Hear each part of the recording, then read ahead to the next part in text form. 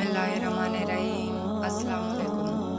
गांव में एक शख्स मकई के भुने हुए भट्टे खा रहा था कि खाते हुए एक दाना नीचे गिर गया। करीब ही खड़ा हुआ मुर्गा दाने पर झपटा, लेकिन मुर्गे के पहुंचने से पहले ही उस शख्स ने दाना उठाकर मुंह में डाल लिया। दाना इसकी सांस की नाली में जा फंसा और उसे सांस लेने में शदीद तकलीफ शुरू हो गई। वो बहुत से अस्पतालों में गया, लेकिन इसका इलाज किसी अस्पताल में नहीं था। आखिर एक अस्पताल वालों ने इसके इलाज के हामी भर ले, लेकिन साथ ही कह दिया कि तुम्हारी जिंदगी की कोई गारंटी नहीं है, ये बात तुम्हें लिख कर देना पड़ेगी। इसने लिख कर दे दिया कि वैसे भी इसका जीना बहुत दुश्वार हो रहा था।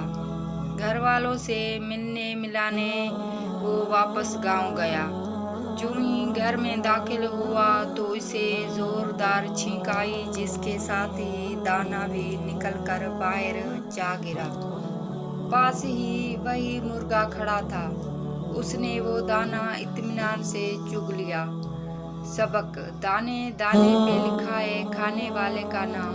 कोई कुछ भी कर ले, किसी दूसरे का रिज़्क नहीं खा सकता। ये मेरे मौला की तकसीम है। सुभान अल्लाह। उबैदुल्लाह बिन उमर रजी अल्लाह अन्हा से रिवायत है, फरमाते हैं कि मेरी इशा और फजर की नमाज कभी जमात से ना रही थी। एक रात मेरे यहाँ कुछ मेहमान आ गए, जिनमें मशगूलियत की वजह से मेरी इशा की नमाज जमात से जाती रही। चुनाचा मैं निकला कि शायद इशा की नमाज की जमात बसरा की मस्जिद में मिल जाए, लेकिन तमाम लोग नमाज पढ़कर फारिग हो चुके थे और मस्जिद बंद हो चुकी थी। फिर मैं अपने घर लौट आया और मैंने सोचा कि बिलाशुबा हदीस पाक में आया है कि जमात की नमाज फजीलत रखती है। अकेले परस्ताए दर्जे तो मैंने इशा की नमाज को 27 मरतबा पढ़ा और ख्वाब में क्या देखता हूँ कि मैं एक ऐसी जमात के साथ हूँ कि जो घोड़ों पर सवार हूँ और हम मुकाबला करते हैं एक दूसरे से, और मैं बहुत हाँकता हूँ अपने घोड़े को, लेकिन वो नहीं मिल सकता। उनको कुरान में से किसी एक ने कहा कि न थका तू अपने घोड़े को क्योंकि न मिल सकेगा तो हमको। मैंने कहा क्या वजह है? उसने कहा इसलिए कि हमने इशा की नमाज जमात से पढ़ी है और तूने नहीं, इसलिए तू हमसे नहीं मिल सकेगा। एक शख्स मदीने की तरफ आ रहा है और इमाम हुसैन घोड़े पर सवार होकर मदीने से बाहर निकल रहे हैं। वो शख्स इमाम के पास आया और पूछा कि सामने जो इमारतें नजर आ रही हैं ये शहर मदीना है? इमाम रजी अल्लाह ताला अन्हु ने फरमाया हाँ यही है।